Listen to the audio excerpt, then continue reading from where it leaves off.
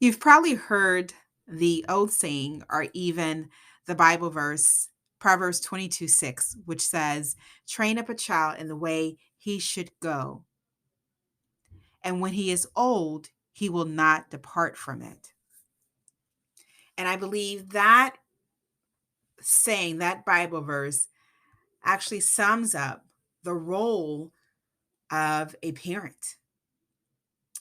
That sums up how we can actually break the generational cycle of pain and create a generational cycle of love.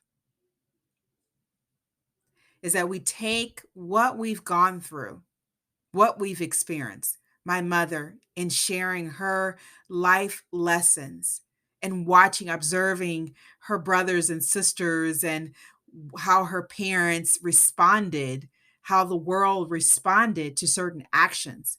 Because you know that life is about choices and the actions we take and the, if you will, responses, many people call it consequences, are the responses to our actions and what we do. And that was one of the things that I talked to my children about today.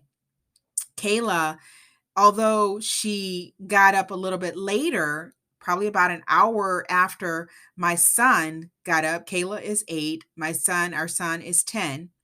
She got up a little later. She went straight once she was done wiping her eyes. She went straight to her laptop after she fussed about school, and she completed 2 of her 4 classes today, while my son chose to wake up and look at his tablet, his laptop. And so the goal, the agreement that we have regarding school, they're on online education. And the agreement that we have is that if you finish 2.5 classes prior to your live lesson, which they taught to the teacher has like a class session where they can see the teacher, they can see their students in their class, that if you get that 2.5 classes done, then you can have free time. And their free time is like, oh, good, I get to see my tablet, right? Oh, great.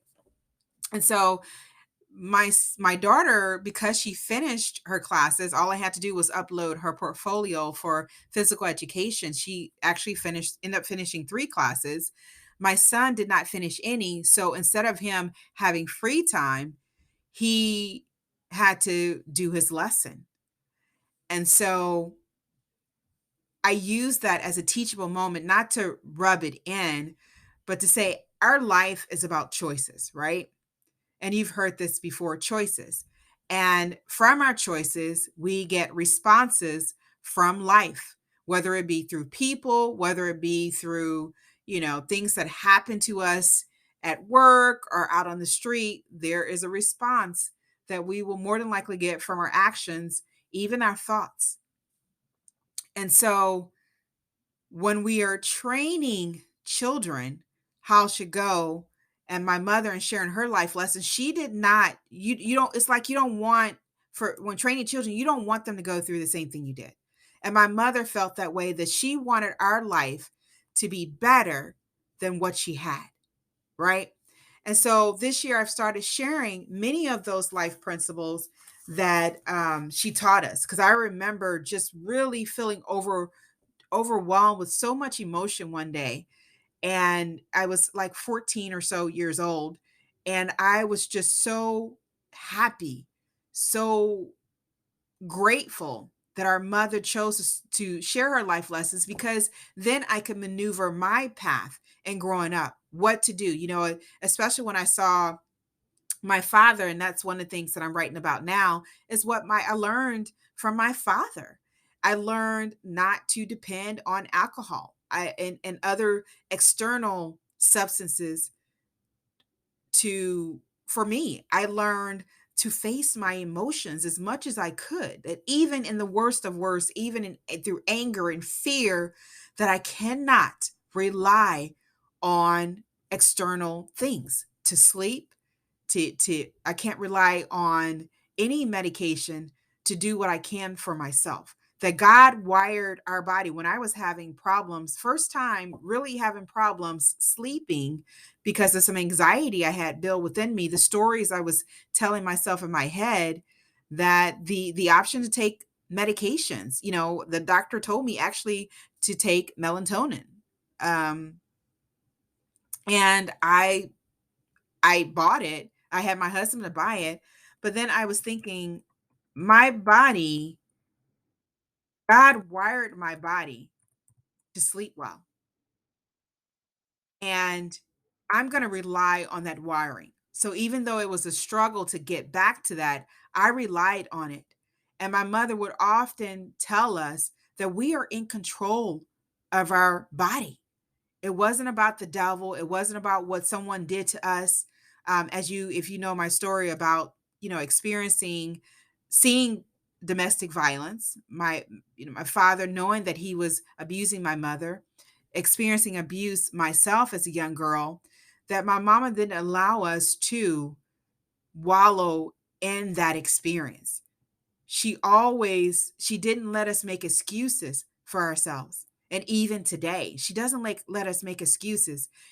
When you know better, you do better. So anyway, I got off a little bit, but I hope that message did serve you. What I really wanted to talk about today was one of her other life lessons. And actually, I kind of touched a little bit on it, is that you don't have to do anything to anybody. I spent some of my years being angry at my father, not so much of what I went through, but more of what I saw my mother go through as a single parent. Um, I saw the lack of support, even from her family members, as well as my father's side of the family, that I really didn't know them until I took the opportunity to go to travel to Memphis with my younger brother when I was like 21 in 2001. So, however old I was in my mid 20s when I actually went down and started really opening my heart to the other side of the family. And so I was, of course, angry and frustrated at those at myself for allowing the abuse to happen and for putting my faith in others, human beings, to take care of me. And through all of that, I started looking at my myths that I had about family. I started looking at, why did that happen? Why did I allow it to happen? So often, one of the things that I'll just share is that we look to family because of title. We think that someone owes us anything. Um, and what I've learned through my mother is that even after the abuse secret was out, my mother would often say, even when I saw people doing her wrong, saying things about her, not helping, my mama trusted God in that you don't have to do anything to anybody. She would often tell us that vengeance is God. And there are several Bible verses that say, vengeance is mine. That God is more concerned about your heart. And I mentioned that in the last time that I spoke about my mother's principle, which was last week. I had mentioned the one about nipping things in the bud. If you haven't heard it, go back and listen to it. The first one was give from the heart, and how we have to make sure that our heart is right. God looks at the heart. Nature looks at the heart.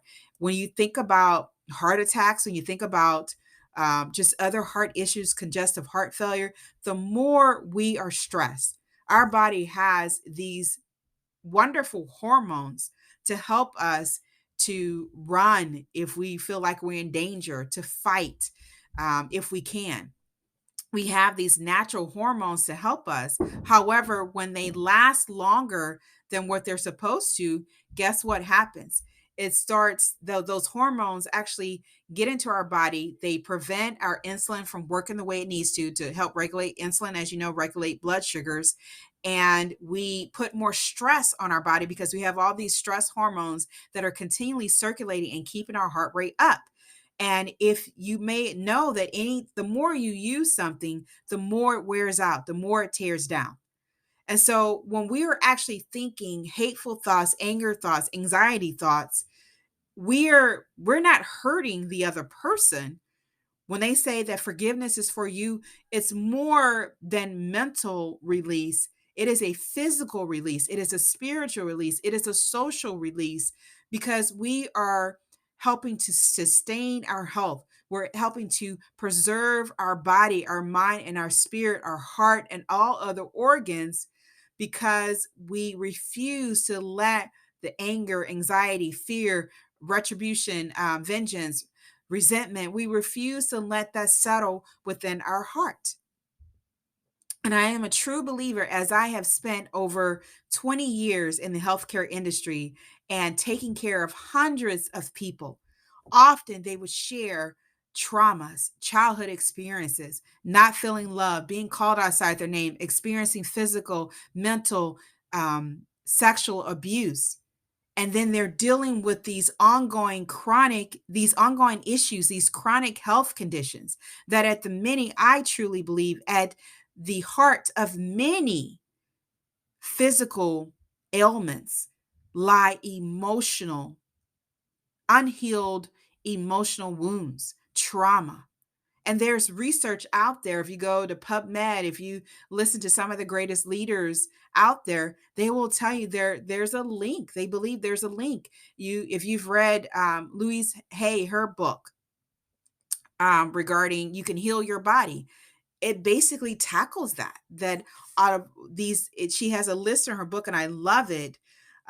She was the founder, of course, of Hay House, and in that book she lists these different health conditions and the mental or emotional issues associated with those health conditions.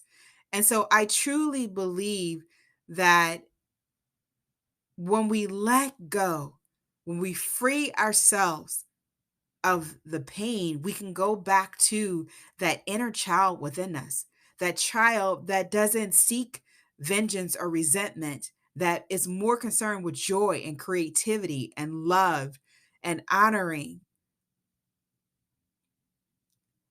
That to start or create a generational love cycle, again, as I've always stated, as the parent, as the leader of the house, we have to assess ourselves and see where am I holding on to bitterness?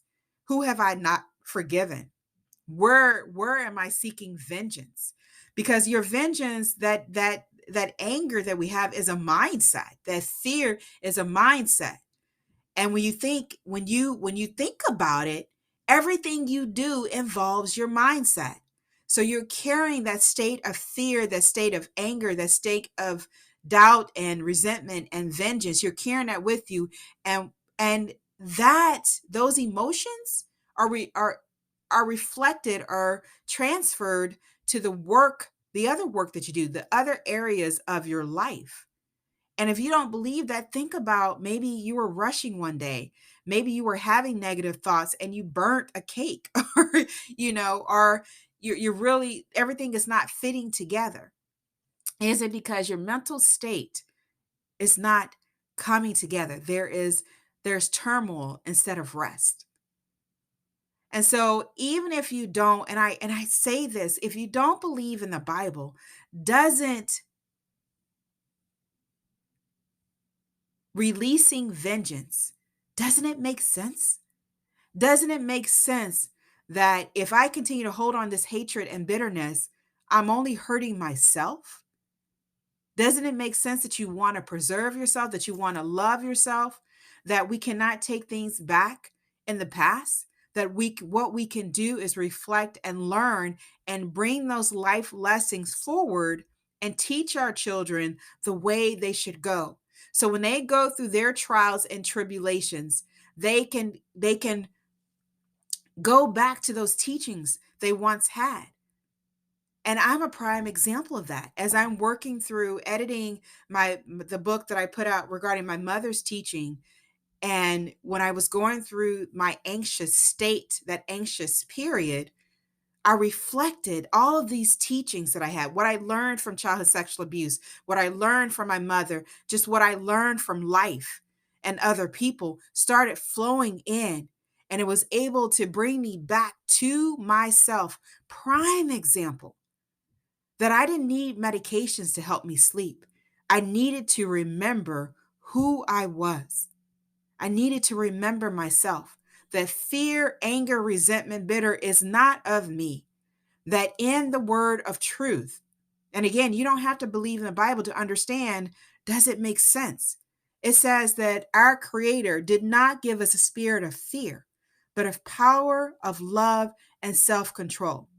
So when we say, I can't help myself, I can't sleep, I can't help myself, I have to be anger, I can't.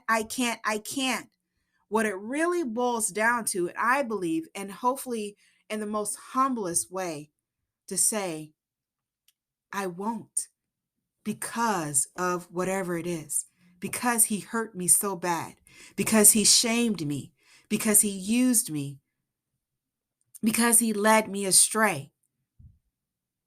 So when you say, I can't, are you really saying you won't? And it's not about judgment. It's about accepting, I believe, the truth. Because once we accept the truth, then we can forgive. Then we can let go. Then we actually get to a point where we see no offense. That whatever somebody does, they've done it to themselves first. They have disrespected themselves first, way before they have disrespected you. And you just happen to be in the way for them to project their pain on you.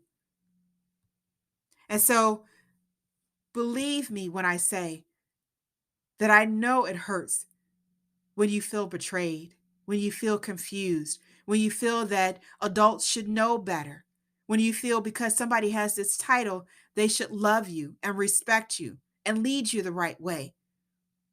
I may not have had the same experiences that you had, but we've probably had similar principles, confusion, similar emotions, similar principles that we feel have been disregarded. We have the confusion, we have all of those other emotions and feelings. It may have been projected, pain may have been projected differently, but the underlying emotions and feelings are often the same or similar. And I just refuse to give my life to anybody else anymore. That this is my life, it's a gift, and you never know how long you're going to be here. I've been looking in the news and seeing people in their 30s and 10s passing away. So, are you going to continue to live your life being mad, vengeful, resentful, anger, bitter at someone else who probably doesn't even know you feel that way and is going on with their life? Are you going to say, you know what? I'm taking my life back. You may have gotten away with that. You may have done that. But I will not continue to live in that experience. This is Tamika Chambers with Create a Generational Love Cycle. Make this lifetime great because you still can. And the way we do that is we remember who we are. No experience is our identity. We are not identified by our experience. We are identified by our Creator. Make this lifetime great, you guys.